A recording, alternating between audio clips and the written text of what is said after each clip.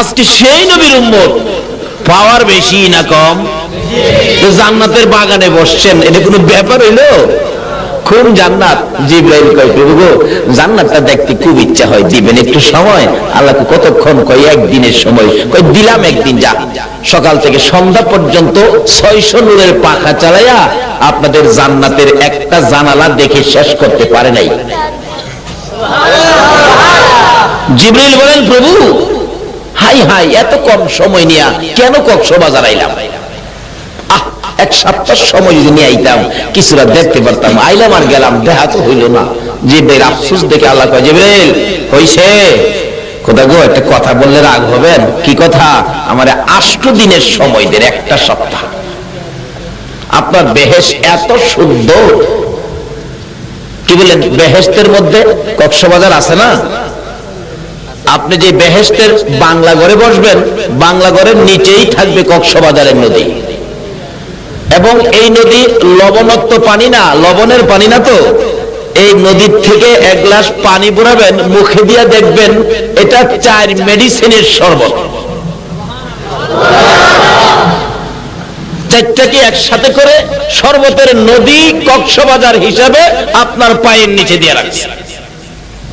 যাক, ওদিকে আলোচনা না। এবার জিবরাইল কে প্রভু একটা সপ্তাহ সময় আল্লাহ কয় দিলাম। এক সপ্তাহ পরে কিন্তু আর দরখাস্ত করো না। এক সপ্তাহ ঘুরে একটা জানালা শেষ করে দরজার পাড়ের কাছে গেছে। খোদা গো, যা দেখি খালি সাথে লাগে। আর একটু কিভাবে বাড়তাম? আপনারা তো বেহেশতের বাগানে বসা। ইদ্রিস নবী বেহেশতের বারিন্দায় ছিল। পানি খার ঘুরে কয় খোদা গো, তোমার বেহেশতের বারিন্দা এত ভালো, এত মজা।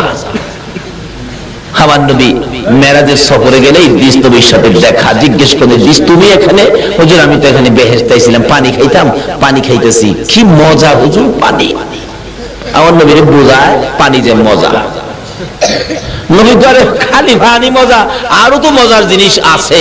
তাহলে বোঝা গেল ইদ্রিস পানির খবরই জানে, এর বাইরের খবর? আমার নবী এর বাইরের খবরও কিভাবে জানে? নবীজি বেহেশতের খবর নবীর কাছে আছে না? কারণ এই নবী না হইলে তো বেহেশত হইতো না। সাহাবীরা বলেন মাঝে মাঝে আমরা নবীর সাথে চলতে হাঁটতে ফিরতে থাকলে হঠাৎ দেখি মাঝে মাঝে নবীজি এভাবে হাতটা যেন কই বাড়ায়, আবার কি যেন খায়। রাসূলকে জিজ্ঞেস করলাম ইয়া রাসূলুল্লাহ, কই হাত বাড়াইলেন, কি খাইলেন? রাসূল বলেন দেখো, আমার মন চাইলে আমি হাতটা বেহেশতের ভিতরে বাড়াইছি। মদিনায় দাঁড়ায় হাত বাড়ায়, হাত বেহেশতের ভিতরে ঢুকে। কিছু ফল ফলাদি খাইলাম, তাইলে বেহেশতের ফল ফলাদির খবর আমার নবীর জানা। ইদ্রিসকে হুজুর কি মজা পানি। নবী বলেন খালি পানি খাও কেন, অন্য খাবার খাও। ও যে অন্য খাবার কিভাবে খাবো? ওই যে দেখেন বেহেশতের গেটে লেখা আছে আখিরি নবী উম্মত নিয়ে না আসা পর্যন্ত কারো জন্য বেহেশতের দরজা খোলা হবে না। আজকে নবী না গেলে বেহেশতের দরজা খোলা হবে না। স্পেশাল বিছনা করে রেখে দিছে, আগে আমরা ঢুকবো, পরে অন্যরা ঢুকবে। কিভাবে ঢুকবেন এটা বোঝার জন্য আজকে সোনার ছেলেরা এই মাহফিলের আয়োজন করেছে। রাস্তা দেখাবে কোরআন হাদিস, কিভাবে ঢুকবেন। আসুন, তৈয়ার হয়ে গেছে, এখন ঢুকাটা বাকি। ঢুকবেন কিভাবে? জিবরাইল তো ঢুকে গেল দেখার জন্য, জিবরাইল কিন্তু থাকার জন্য না। জিবরাইল ঢুকছে কিসের জন্য? আর আমরা ঢুকবো কিসের জন্য? থাকার জন্য। ঢুকলেন এক সপ্তাহ 600 নূরের পাখা বেহেশতের জানালা শেষ করে দরজার পাটের কাছে, চৌকাঠের কাছে। হাই হাই প্রভু গো, সময় দিয়ে শেষ কোন সময় চলে গেল। আহা সর্বনাশ করলাম। কেন এক সপ্তাহ সময় চাইলাম, আরো কেন বেশি চাইলাম না? আল্লাহ কয় জিবরাইল তুই না কইছিস আর সময় নিবে না। খোদা গো পুরোপুরি আপনার কাছে কাকুতি মিনতি, আমার 2টা মাসের সময় দেন। 2টা মাস। আল্লাহ কয় দিলাম। 2 মাসে ঘুরে একটা দরজা, একটা জানালা, একটা কোণা খালি দেখে শেষ করছে, বাকি সবই ঋষি। তখন 3 বার করে সময় নিছে, আর কত নেব? বাইরে আসে আর ফিরা চাই। পারলাম না। আফসোস করতে করতে আসছে জিগায় খোদা গো, এই বেহেশত তুমি আমি জিবরাইলের 600 নূরের পাখা দিয়া এত দ্রুত গতিতে ঘুরলাম, বেহেশতের একটা কোণাও দেখে শেষ করতে পারলাম না। তুমি এই বেহেশত কার দিবা? তারা কি বেহেশতের খোঁজ নিতে পারবে? সমস্ত বেহেশতের খোঁজ কিভাবে নিবে? তারা কি পাখা আছে? আমার আল্লাহ জিবরাইল, তারা পারবে। আমার আখিরি নবীর উম্মতেরা তোর পাখার চাইতে বেশি পাওয়ার থাকবে না। আমার আখিরি নবীর উম্মতের জন্য এই বাজেটগুলি করে রাখছি, তো তারা এর চেয়ে পাওয়ার বেশি হবে। দেখো কোন কি তাদের পাখা নাই, এই পাওয়ার কিভাবে হবে? এদিন থেকে টেনশন ফিল করতেছে হযরত জিবরাইল। একদিন প্রশ্ন করে বসলেন, প্রভু গো, আমি তোমার জান্নাত 2 মাসে 600 নূরের পাখা চালাইয়া একটা কোণা দেখে শেষ করতে পারলাম না। এই বেহেশতের মালিক যাদেরকে বানাইবা, তারা এই সারা বেহেশত কিভাবে হিসাব রাখবে? আমার তো বুঝে আসে না, কিভাবে রাখবে? আল্লাহ তো বুঝে আসে না। তুই কি পরীক্ষা করে দেখতে চাস? আপনি অনুমতি দিলে আমি একটু দেখতাম আখিরি নবীর উম্মতের পাওয়ার আছে কিনা, এই বেহেশতের খোঁজ খবর রাখতে পারবে কিনা। তাহলে যা, ওই মসজিদে নববীর বারিন্দায় যে দাঁড়াবি ফজরের আজানের আগে, যে আগে ভিতরে ঢুকে যে সকলের পরে বাহির হয়, তারে জিজ্ঞেস করিস। আচ্ছা, জিবরাইল মানুষের আকার ধারণ করে নববীর গেটে দাঁড়াইছে। আচ্ছা, নবীর উম্মতের পাওয়ার মাপার ঠিকানাটা কই দিল? মসজিদে নববী নাকি সিনেমা হলে দিছে? ঠিকানাটা কিন্তু পাওয়ার মাপার ঠিকানাটা কই দিল? আপনার পাওয়ার কই গেলে হবে কিছুটা আইডিয়া হয়েছে তো? মসজিদে নববী, অর্থাৎ মসজিদে যাইতে হবে। আর যদি সিনেমা হলে ঢোকেন তাহলে কিন্তু পাওয়ার বাড়বে না কমবে? আল্লাহ কয় মসজিদে নববী।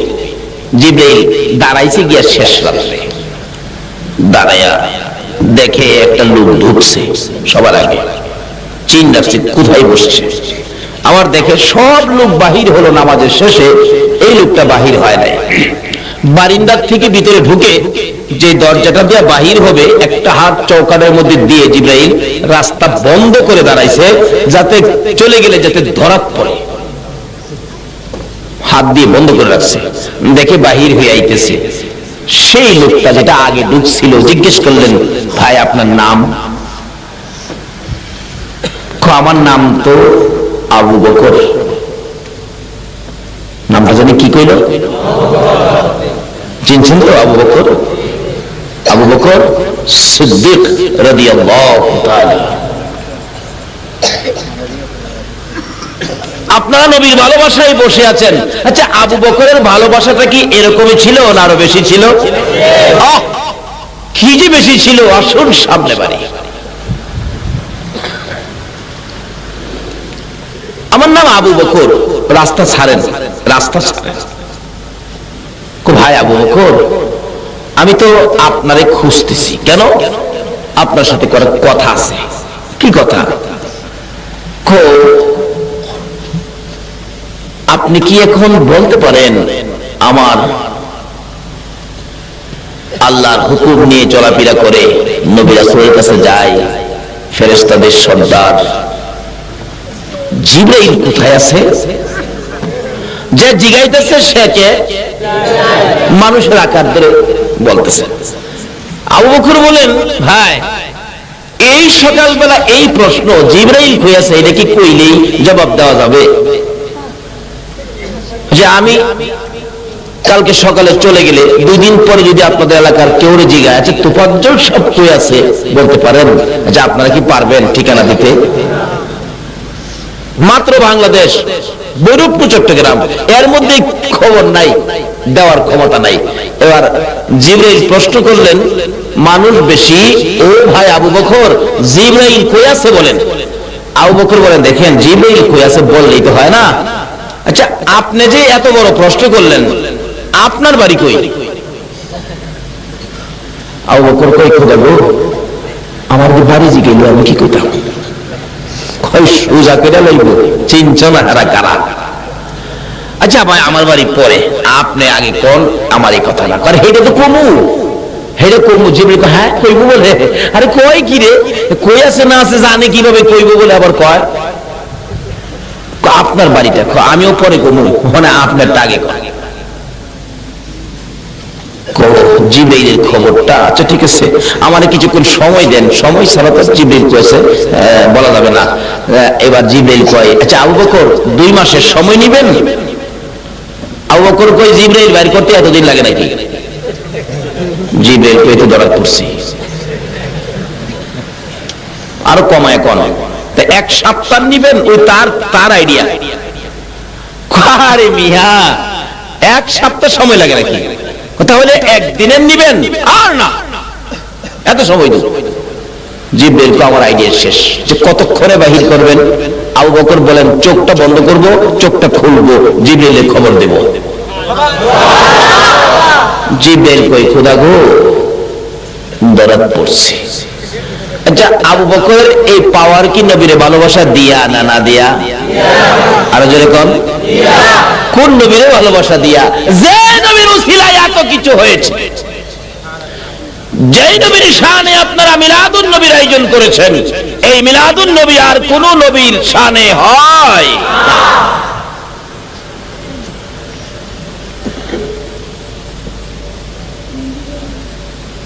কত যে ভালোবাসতেন নবী। যেদিন মায়ের দেশ, বাবার দেশ ছেড়ে মক্কাবাসীর যন্ত্রণায় মক্কা থেকে হিজরত করে মদিনা যাবে, যাওয়ার 6 মাস আগে বলেছিলেন ছোট্ট ছোট্ট সুরে, আবু বকর মনে হয় রে দেশে থাকতে পারবো না।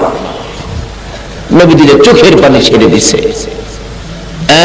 আবু বকর মায়ের দেশে থাকা যাবে না রে, বাবার দেশে থাকা যাবে না।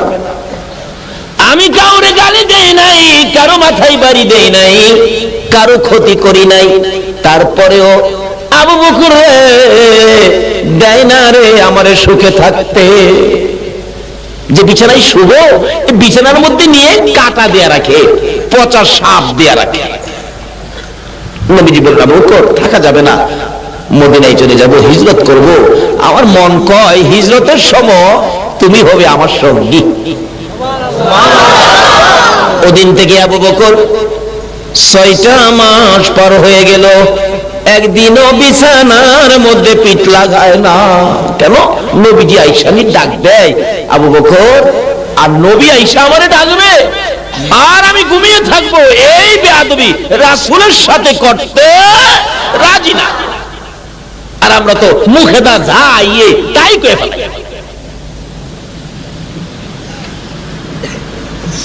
6 মাস পার হয়ে যায়, শেষ রাত্রটা আবু বকর দাঁড়ানোই ছিল শেষ ভাবে, এরকম রাত্র শেষ শেষ শেষ। আসলে শেষ খেলাটাই কিন্তু বড় খেলা হয়, কি কারণ? আর শোন আগে বাড়ি বলতেছিলাম, সে নবীর ভালোবাসা দিয়েছে আবু বকর। বলুন কে? আবু বকর বলেন, আরে জিবরাইল মাত্রাই শোষা আমারে, এবার বোঝামু তোমারে। চিনারেছি কিন্তু কিছুটা চিনছে, কারণ এই মাফের মানুষ তো মদিনায় দেখি নাই, আপনার কোথাও তো দেখি না এরকম মাফের মানুষ।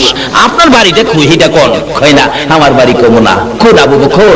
যে আবু বকর নবীজি বলেছিলেন, আবু বকর তোমাকে হিজরতের সময় তোমাকে মনে হয় সঙ্গে নিতে হবে। আবু বকর বলল, ওদিন থেকে 6 মাস রাত্রে একদিনও ঘুমাতে নেই। হাদিস শরীফ আসছে, 3 জাতের চোখের জন্য জাহান্নামের আগুন হারাম। 3 কিসিমের চোখের জন্য জাহান্নামের আগুন হারাম।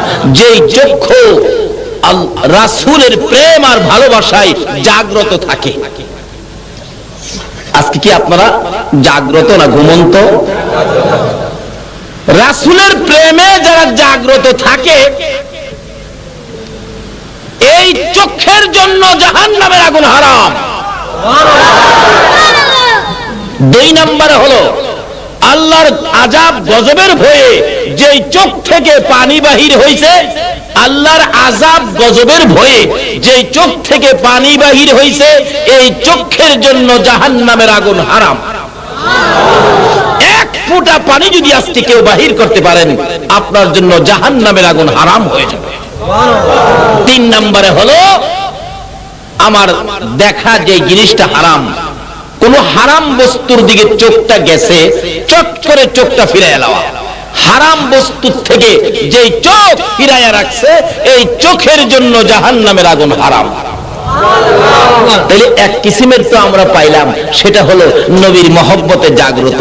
বলতেছিলাম আবু বকর নবীর মহব্বতে এক রাত্র নয়, দুই রাত্র নয়, কয়টা রাত্র জাগ্রত ছিলেন বলুন? একটা না 6 মাস। একটু ঘুমায় না, পিঠ বিছানায় লাগাই না, হিজরতের সামান কাঁধে লইয়া সারা রাত দাঁড়ায় থাকে, দরজার মাঝে কানটা লাগায়া। 6 মাস পর একদিন নবীজি আয়েশা ডাক দিলেন। কিন্তু কখন ডাক দিলেন? যেদিন আমার নবী যে হুজরায় ঘুমিয়েছিলেন আবু জাহেলের নেতৃত্বে। আজকে তো মুরব্বীদের পরামর্শে আমার বলতেছে ছেলেরা, হুজুর আজকে লিয়াকত আলী সদাগর সাহেব এবং আরো কিছু লোক আমাদেরকে যথেষ্ট সহযোগিতার সাহায্য করেছেন। এরকম তো মক্কা নগরীতে ছিল, মদিনাতে ছিল। কেউ ছিল সাহায্য নিয়ে নবীর পক্ষে, কেউ ছিল সাহায্য নিয়ে আবু জাহেলের পক্ষে। এবার আবু জাহেল ডাক দিলেন, নেতা মানুষ তো,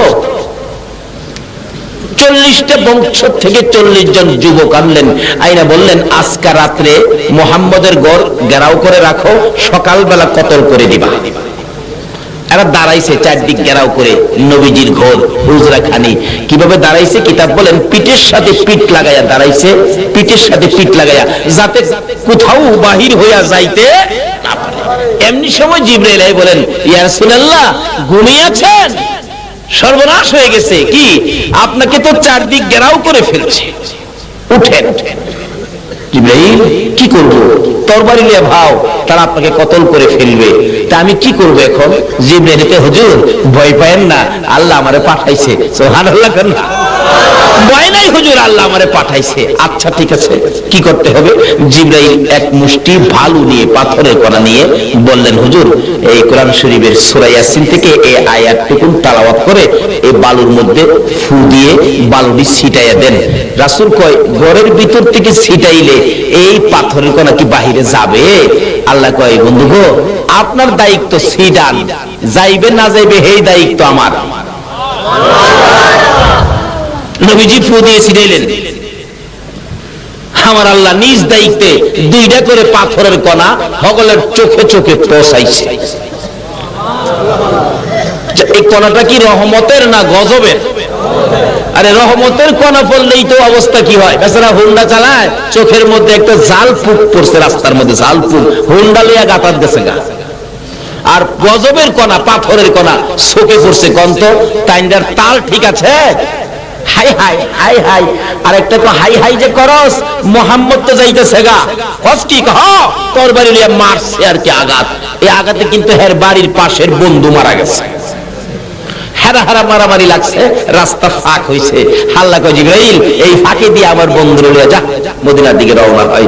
নবীজি বাহির হইয়া আবু বকরের ঘরে এই শেষ রাত্রে, 12টার পরে শেষ রাত্রে আবু বকরের ঘরের দরজায় গিয়ে ডাক দিলেন ছোট্ট সুরে, আবু বকর লাব্বাইকা ইয়া রাসূলুল্লাহ।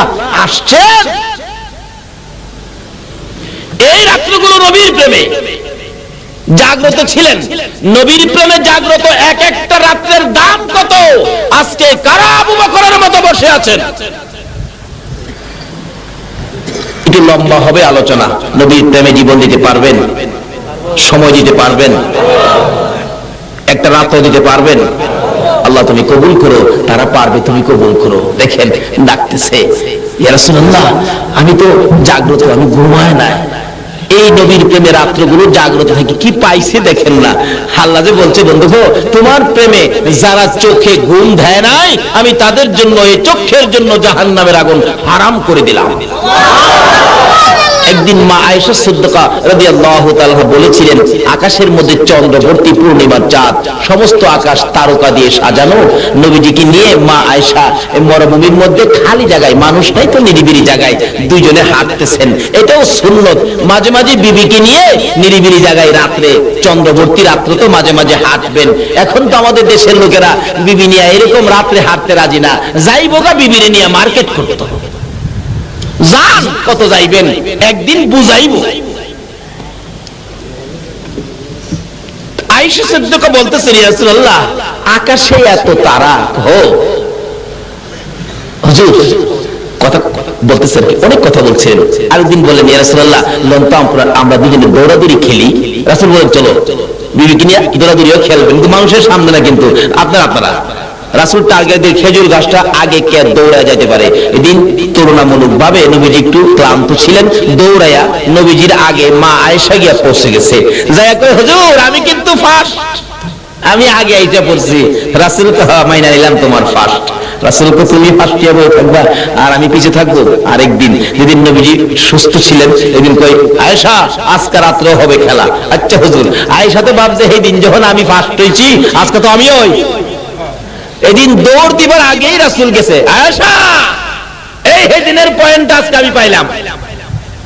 এরকম করতেন বিবিকে নিয়ে, এটাও সুন্নত। এরকম একটা আমল যদি এই নবীর উম্মতের থাকে, 100 গলা কাটা শহীদের সওয়াব দিয়ে হাশরের ময়দানে আপনাকে দাঁড় করানো হবে। আর সব বরকতের বাজেট তো হলো এই নবীর জন্য, আর পাবে নবীর উম্মতে। কিভাবে নেবেন এই জন্য আলোচনা সামনে আসতেছে। আসুন, আমি এখন আলোচনায় যাই নাই, বাহিরে আছি। এবার ডাকতেছে, ইয়া রাসূলুল্লাহ, আচ্ছা আকাশে এত তারা, তারা কতগুলি হবে? রাসূল বললেন, কেন হুজুর? কেন যে আমার ইচ্ছা হলো আকাশের তারা বরাবর কোন নেকি কি মানুষের আছে কিনা। আচ্ছা আকাশের তারা গণছে পৃথিবীতে এমন কোন বিজ্ঞানী আছে? কন্যা বলে ইতিহাসে পাইছি আকাশে তারা এমন হইছে। মোল্লা দুপিয়াজা মুরব্বীরা দেখছেন আগেকার দিনে বইয়ের মধ্যে ছিল, মোল্লা দুপিয়াজা প্রশ্ন করেছিলেন, আচ্ছা বলেন তো এই শহরে কতগুলো কাক আছে? আচ্ছা কতগুলো কাক চিটাং শহর আছে কেউ গণছে? এর পণ্ডিত আছেন তো, হয়তো পটচট করে বইলা ফেলাইছে কি ৯৯৯৯টা কাক আছে চট্টগ্রাম শহরে। আর যদি কম হয় তাহলে ভাববেন এখান থেকে বেড়াইতে গেছে, আর যদি বেশি হয় তাহলে মনে করবেন অন্য খান থেকে বেড়াইতে। এই ফেস বাংবার ক্ষমতা আছে? কাক গণার ওই তো ব্যবস্থা নাই। এক বেসরা জিগাইছিন কন্ত দুনিয়ার মাইস কোহানে, এই লোক মাটির মধ্যে মোড়া দিয়া কয় দুনিয়ার মাইস এখানে, বিশ্বাস না হয় মাইপ পাই গিয়া। আচ্ছা হ্যার জীবনে মাইপা আয়া এখন পস্তারবো? এমন এক প্রশ্ন করে বইছে মা আয়েশা, হুজুর আকাশের তারা কত, এই পরিমাণ কোন নেকি কি মানুষের আছে? তাহলে বোঝা গেল যারে প্রশ্ন করছে তার কিছু আইডিয়া, সম্পূর্ণ খবর দেওয়ার ক্ষমতা আমার নবীর আছে। নবী সঙ্গে সঙ্গে বললেন, আয়েশা আছে তো এরকম নেকি আছে। কার হুজুর? এই নেকি আছে হযরত উমরের। মা আয়েশা কই, উমরের এত নেকি? হাই হাই, আমার আব্বার যদি এত নেকি হইতো না জানি কত ভালো হইতো। একটু গুনগুন করতেছে। রাসূল বলেন, আয়েশা গুনগুনি করে গেল। হুজুর গুনগুনি করি, উমরের এত নেকি, আমার বাবা আবু বকরের নেকি জানি কত, এটা আমার জানার ইচ্ছা ছিল। উমরের এত নেকি। রাসূল বলেন, শোনো উমরের নেকির হিসাব আকাশের তারা বরাবর, তোমার বাবার নেকির হিসাব নাও। হুজুর কেমন হইব? উমরের থেকে বেশি হইব না কম হইব? শোনো না, তোমার বাবা আবু বকরের নেকি, উমরের নেকি আকাশের তারা বরাবর। সমস্ত পৃথিবীর উম্মতের নেকি যদি আকাশের তারা বরাবর হয়, আর তোমার বাবা আবু বকরের এক রাত্রের নেকি যদি এক পাল্লায় দেওয়া হয়, সমস্ত পৃথিবীর উম্মতের নেকি আকাশের তারা বরাবর আরেক পাল্লায় দেওয়া হয়, তোমার বাবা এক রাত্রের নেকির সাথে সমস্ত পৃথিবীর উম্মতের নেকি ওজনে কোলাবে না। আচ্ছা বলুন তো, এই নেকিটা পাইছেন কি নামাজ পড়া, রোজা রাখিয়া, হজ কইরা, যাকাত দিয়া? একটাও না। এই নেকির বাজেটটা পেয়েছিলেন আবু বকর নবীর প্রেমে রাত্র উজাগর থাইকা। জোরে জোরে কোন সুবহান। এই বাজেটের মধ্যে এখন আপনারা, ইয়া রাসূলুল্লাহ আমি সজাগ, একদিনও ঘুমাই নাই। আমার নবী বলেন, আবু বকর রে, ডাক দেওয়ার সঙ্গে সঙ্গে জবাব দিলে তুমি কি ঘুমাও নাই? আবু বকর চোখের পানি ছেড়ে দিয়ে বললেন, ইয়া রাসূলুল্লাহ আল্লাহর কসম করে বলি, যেদিন বলেছিলেন হিজরত করবেন সঙ্গী হব আমি, ওদিন থেকে আমি আবু বকর একটা রাত্র বিছানায় পিঠ লাগাই না, ঘুমাবো দূরের কথা। আপনার নবী ডাক দিবেন, দরজার মধ্যে কানটা লাগাইয়া এশরের নামাজ পড়ে ফজরের আজানের আগ পর্যন্ত দাঁড়াইয়া থাকি। জলদি করে বাহির হও, জলদি করে বাহির হও। পিছনে আবু জাহেলের শব্দ শোনা যায়। কি কিতাব বলেন আবু বকর দরজা খুলে বাহির হলো না, পিছন দিয়ে জানালাটা খুলে বাহির হইয়া সামনে হাজির। আয়েশা দেখে আমার নবীর চোখ থেকে জর্জর করে পানি পড়তেছে। আবু বকর ডাক মারলেন, ইয়া রাসূলুল্লাহ, চোখে পানি কেন গো? আপনাকে কি কেউ কষ্ট দিয়েছে, কেউ আঘাত করেছে? আমার নবী বলেন, আবু বকর রে, কেউ আঘাত করে নাই, আমার চোখে পানি হলো আমার মায়ের দেশ, বাবার দেশ সাইরা যাইতে আমার কষ্ট লাগে রে।